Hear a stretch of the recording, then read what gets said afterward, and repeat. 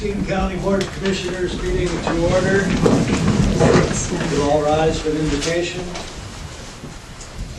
Great God of us all, we ask that you watch over the devastation on the East Coast, that you watch over and protect those who need the protection, that you watch over the families of those who have lost their lives.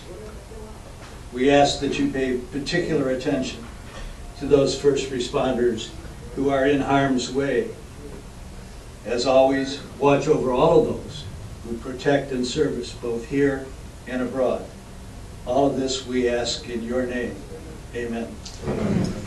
Join me in the Pledge of Allegiance. I pledge allegiance to the flag of the United States of America and to the republic for which it stands, one nation, under God, indivisible, with liberty and justice for all.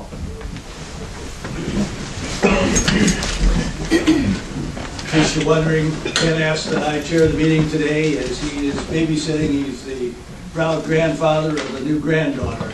He's taken by cesarean section this morning. So, if you would, call the roll, please. Commissioner Collins. Here. Commissioner Cross. Here. Commissioner Derzinski. Here. Commissioner Engel. Here. Commissioner Jaeger. Here. Commissioner Longmire. Present. Chairman Mahoney. Excused. Commissioner Plummer. Here. Commissioner Skolnick. Here. Vice Chairman Snyder. Here. Commissioner Wilkins. Here. 10 present, 1 excused. First item on the agenda following the roll call is approval of the agenda. So moved. Second. Any changes or corrections? Seeing none, all those in favor say yes. Yes. Those opposed say no. The agenda is approved. Next item is approval of the minutes of October the 16th. So moved. Second. Are there any corrections or additions? Seeing none, all those in favor say yes. Yes. Those opposed say no. The motion passes. Next item is public comment on an agenda item. Does anyone in the audience wish to comment on an agenda item? Seeing none, we will go to a presentation from the Michigan Local Health Department Accreditation Certificate. Mr. Kraus.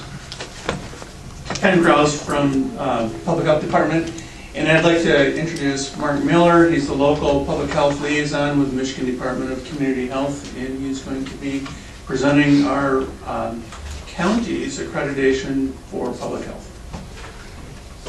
Thanks, sit down.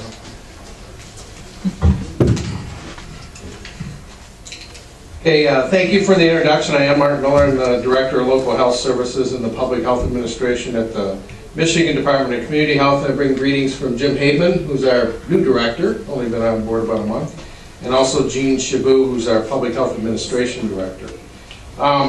Thanks to Vice Chairman Schneider and the rest of the Board of Commissioners, and I'm happy to present certificates of accreditation to Public Health Muskegon County, especially to Health Officer Ken Kraus, Deputy Director Kathy Moore, and then also Nursing Supervisor Kathy Hayes, who are in the audience, and all the other employees of Public Health Muskegon County. The certificates represent a high level of achievement. It requires close collaboration on part of everyone to achieve the high quality of public health services that are the hallmark of Public Health Muskegon County, and recognizes the important role public health plays in the lives of Muskegon County citizens. So what is an accreditation program? Accreditation in local public health in Michigan was the first program of its type in the nation. The process was developed jointly by representatives from the then Michigan Department of Public Health and representatives from local health departments. Standards were developed in 12 program areas and have been modified and improved since then. These standards, if met, ensure programs and personnel are in place to provide in an efficient, capable manner a number of critical healthcare services. So when did we do this? There was an intense, very intense, 1-week review in June of 2012, just a couple months ago. And we looked at 11 different program areas, and there were stellar results. Of the 147 applicable, essential, and 12 important indicators upon which the health department was reviewed, the health department met them all. all of them on the initial go-around for compliance of 100%. That's a pretty rare feat in the accreditation program. They also completed the quality improvement supplement, which means they'll receive a different certificate for that. And one certificate is the accreditation with commendation, and the other one is for quality improvement. And only about half of the health departments in the state are meeting this standard. Many of the standards are difficult to meet, but Health Officer Kraus and a very committed and talented health department team were up to the task. This achievement means the health department is an excellent agency, constantly looking for areas to improve, providing efficient and better service to the residents of Muskegon County. This performance level is not accidental, as this is the 5th time that they've been accredited over the last 5 years. This comes along every 3 years. It requires time, energy, resources, and talent. There's obviously a very positive working relationship and continued support from this body. In addition, the health department has a number of close relationships within the county and across the state. Maintaining funding for services in the health department is paramount. We encourage you to continue funding support for the department. Many of the services are supported by a combination of fees, local resources, state funding, and federal funding, and adequate staffing is critical to maintain outstanding services provided by the health department. Sometimes when I do these in some of the other counties that just barely pass, I have to kind of struggle to find nice things to say about the department. Ken and I were talking about it, and this one wasn't one of those. There were 48 special recognitions that were in the accreditation report. And if you haven't read it, I'm sure Ken can get you a copy. I'm just going to highlight a couple of them. Public Health Muskegon County demonstrated highly developed methods, protocols, practices, and ordinances by which it assures the execution of its responsibility within the county and under the Public Health Code. They remain a recognized experience and a relied upon resource in the community for their ability to gather, analyze, report, and distribute usable community health information. The department leverages the same data for broader community participation in its pursuit of its vision of healthy people in a healthy community. A clear example is the area Rotary Club's embrace and promotion of the 1 in 21 Healthy Muskegon County initiative. This energizing collaborative activity is in direct response to the National County Health Rankings. The addition of a public health improvement specialist represents their commitment to further build out a technical assistance resource and evaluative capacity within the department.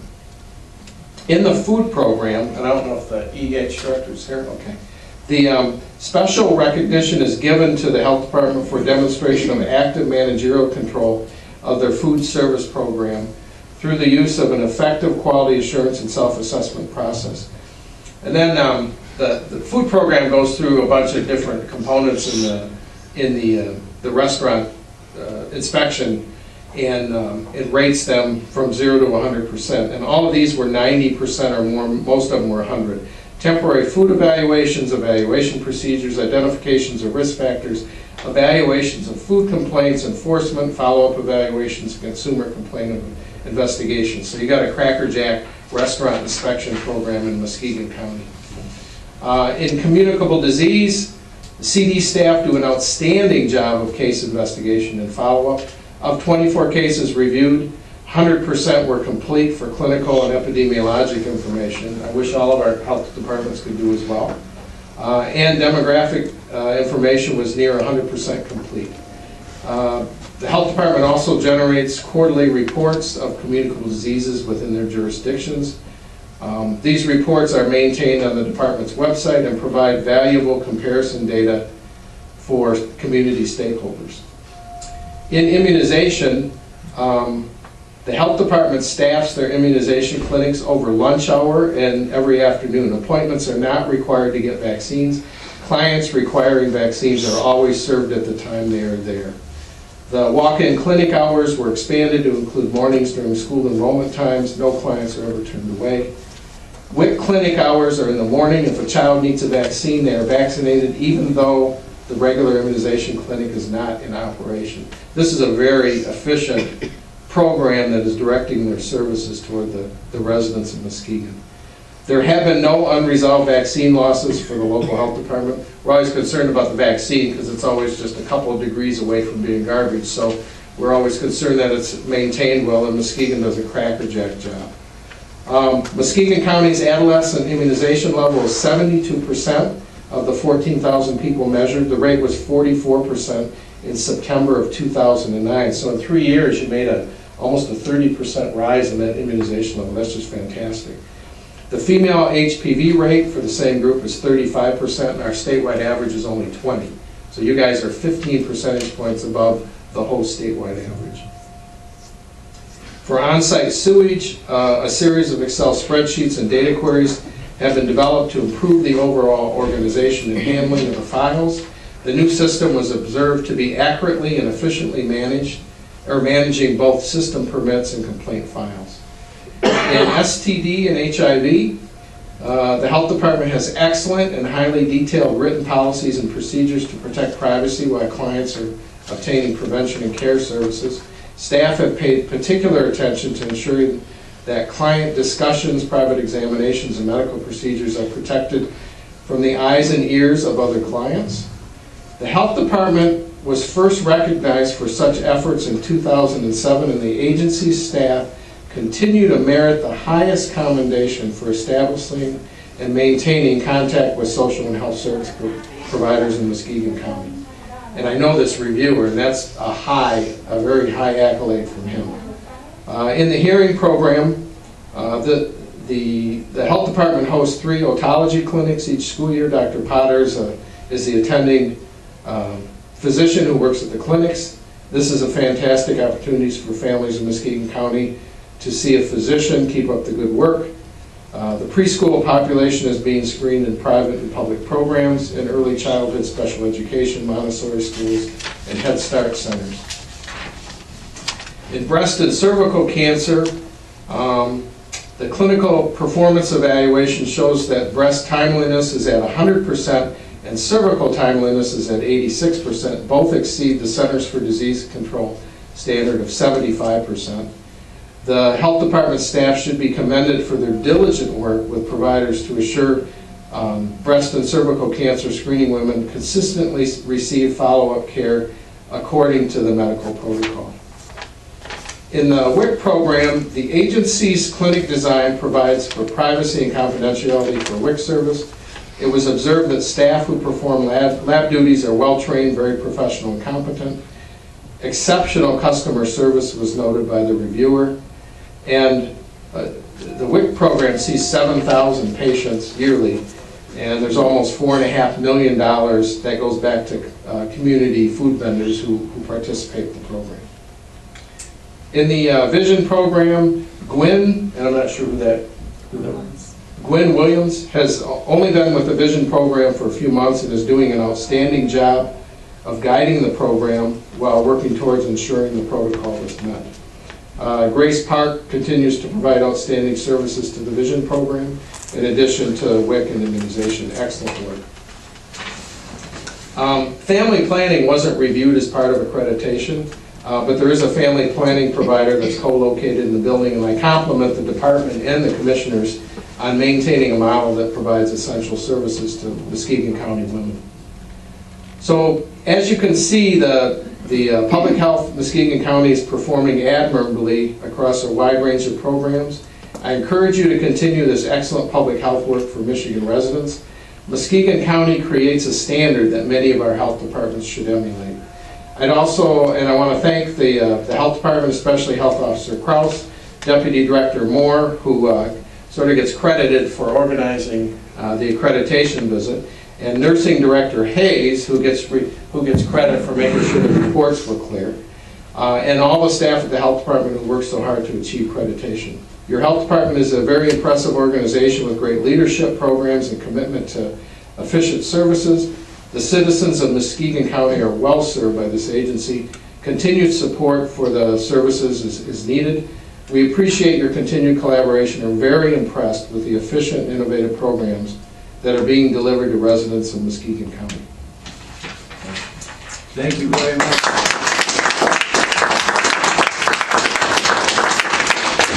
Nice job. Anyone have any questions or comments? Thank you again, and congratulations to Ken, You want a picture? Sure. Kathy, Stace. You guys- Come on up.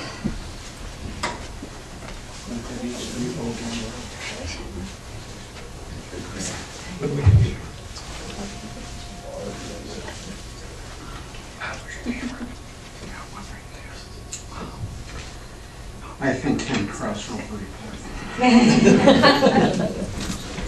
What was that? He's certainly responsible for the content of the report along with the two ladies. So again, congratulations.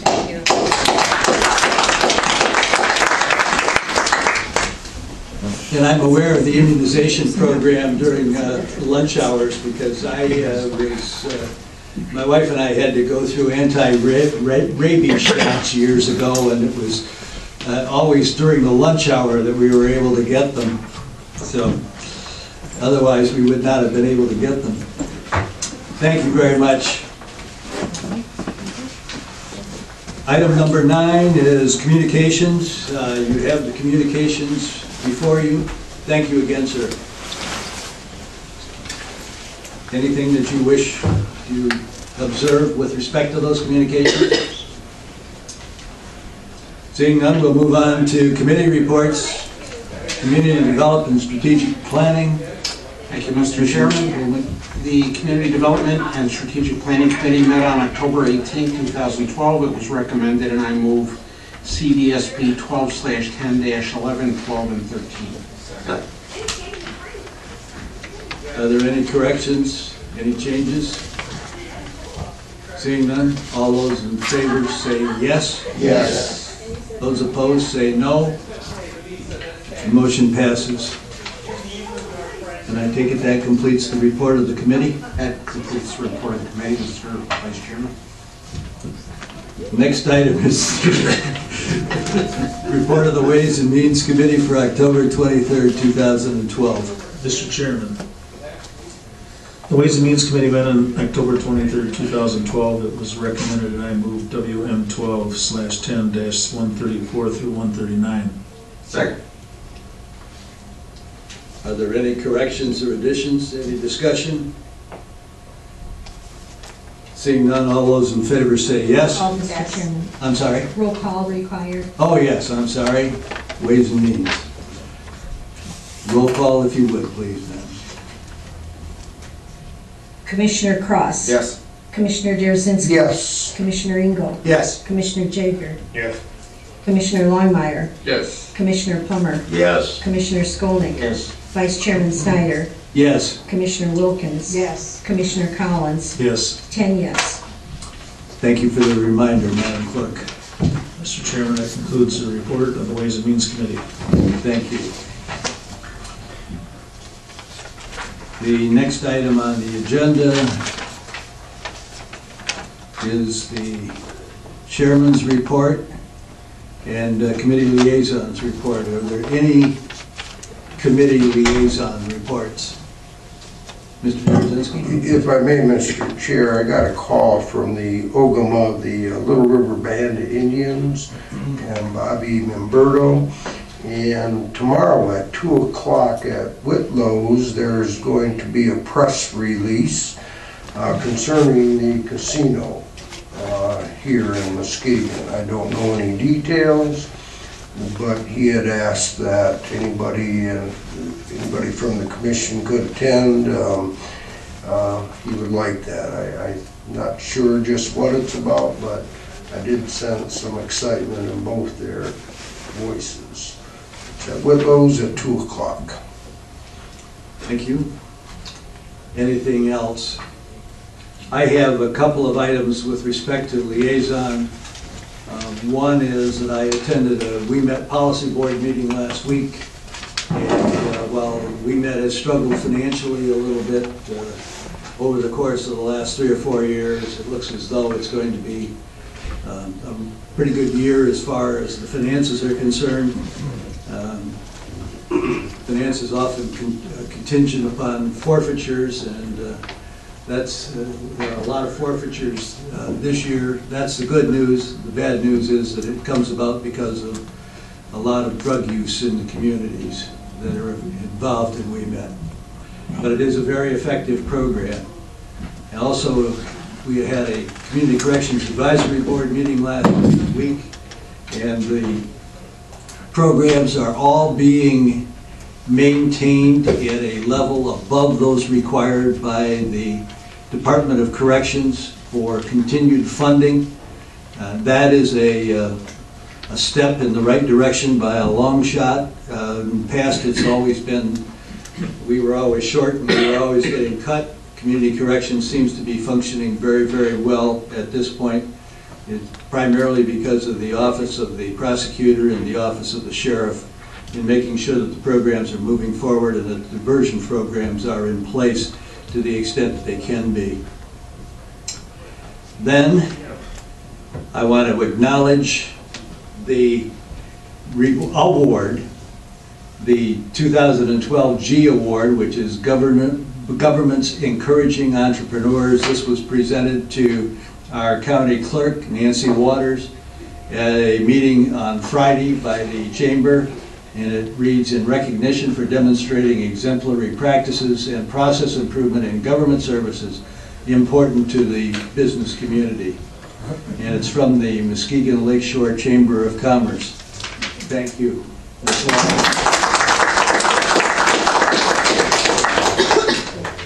Now I will give this back to you.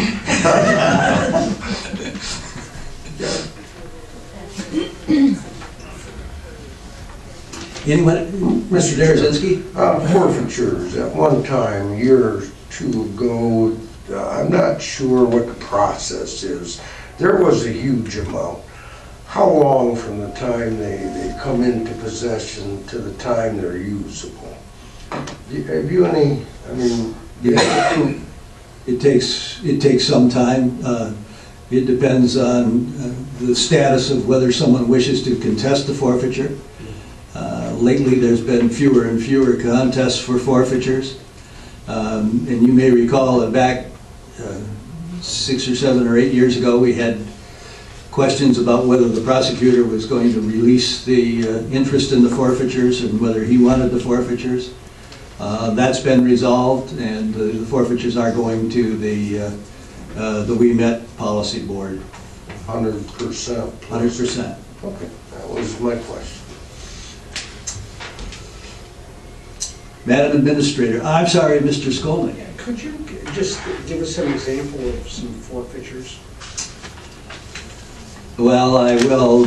Just off the top of my head, I can think of one that took place here in Muskegon in which there was a drug sale that had taken place, and they went in and confiscated cash of about $25,000, several weapons, and it turned out the house is also being confiscated. So it's that type of thing. It's not just cash, it could be property, like a Oh, car it's or a house or... boats. Yeah, some of the items are very, very unusual. I hate to go back to that, John. WeMet is multi-county. Ottawa, Allegan, and Muskegon. Yes. And so the forfeitures in Ottawa County credit to the entire WeMet or the WeMet in Ottawa County? It's all one no matter where. All goes into the common basket, and I can tell you that by far the largest forfeitures take place in Muskegon County. There is the rare exception of someone who's picked up on the road with a huge amount of cash, but those are situations that are rare. Okay. Alan? You can't take someone's car, so like if they own liens and all that on there, what if they for sale and then it pays a lien off, or how does that work? Or a house, let's say. I'm not sure of the mechanics. I do know that a lien on a residence will have to be paid off, and in some instances they don't even want to take them if it's a meth lab.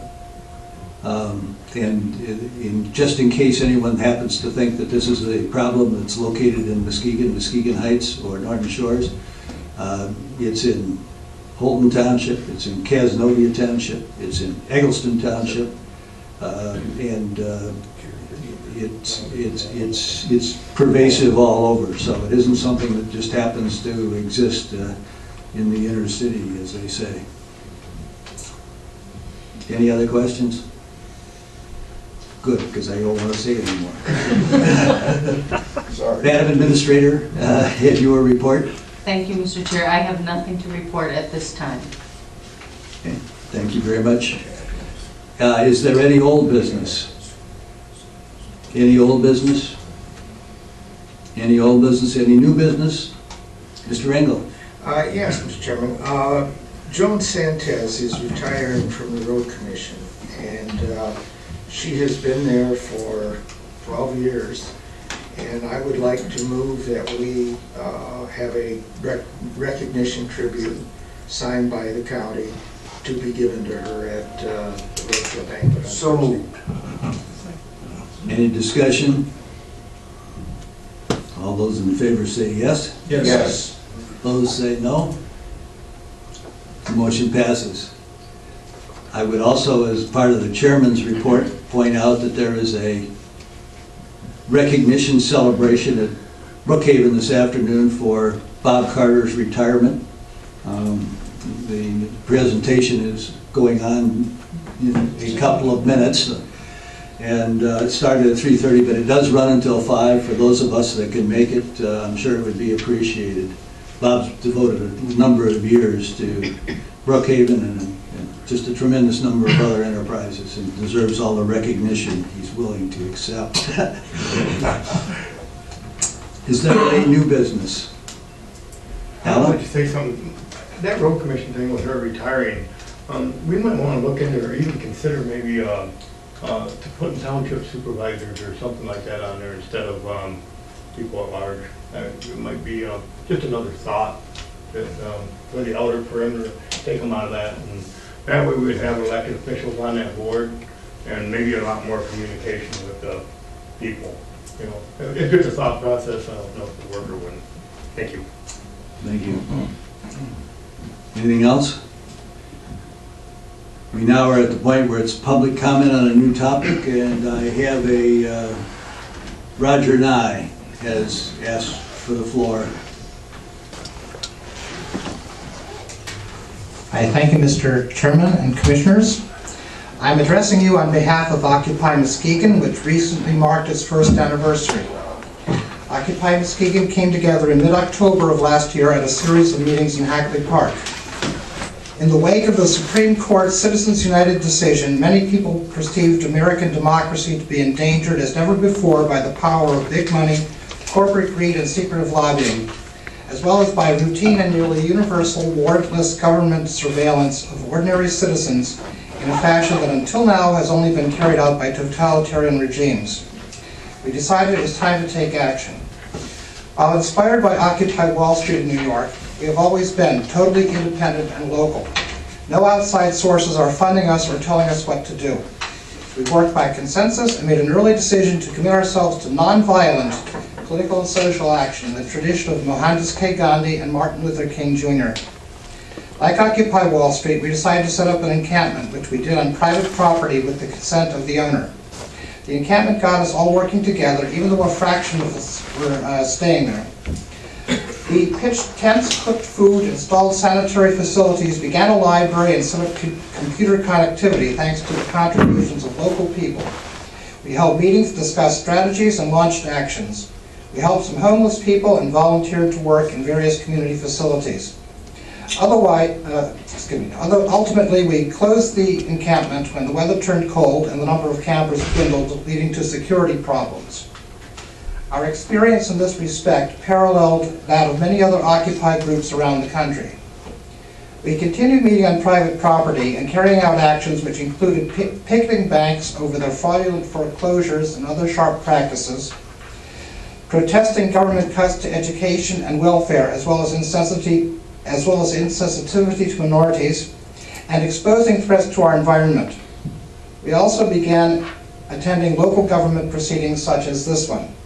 We established a website, occupymuskegon.net, with a link to a second site, OM News. We informed ourselves concerning international, national, state, and local issues and became active users of social media. We established links to other Occupy groups, and some of our members participated in protests in New York, Chicago, and Benton Harbor. We have also formed coalitions or otherwise collaborated with local groups on particular issues such as lakeshore development and the proposed new jail. Our passionate commitments sometimes resulted in passionate disagreements, and some of our members departed for various reasons, including issues with our decision-making process. However, our adherence to working by consensus prevented our movement from being hijacked or co-opted by political parties or other special interests. Who are our leaders? The answer is none of us and all of us. One issue that has energized us since the beginning of this year has been that of the former Sabi plant. What provoked our concern was the speed and secrecy surrounding actions contemplated on the site, as well as the inevitable contamination issues on a location used for paper making for over 100 years. We continue to monitor this situation out of concern for our environment and the integrity of governmental planning and decision-making processes. We are also investigating what we perceive to be the serious issue of contaminated groundwater in Dalton Township and the city of Muskegon. Another issue that has energized us has been the disregard we've perceived to various levels of the Michigan Open Meetings Act and the Michigan Freedom of Information Act. No doubt we will be focusing on public officials' violations of these acts and giving the highest priority to putting these abuses to an end. We will record, document, and answer all infractions we observe. If we accomplish nothing else in the coming year, it will be to make sure these laws are respected because they are the keys to effectively monitoring the actions of our government. In general, we will continue to document the actions of city and county government to the limits of our resources. We will publish our findings and our views on all available media. We will continue to think globally while acting locally. We will maintain our commitment to nonviolence in these troubling times, and by word and example, teach nonviolent political action techniques to others. As long as freedom and democracy are endangered in this country, we will be fighting to preserve them. Home is where we must begin, but there will be no end for us until the day when Americans can quote that old saying, "It's a free country," without any trace of irony. Thank you very much for your attention. Thank you. Anyone else? May I have a motion? So moved. Sure. All those in favor say yes? Yes. Those opposed say no. We are adjourned. Madam Clerk, your award.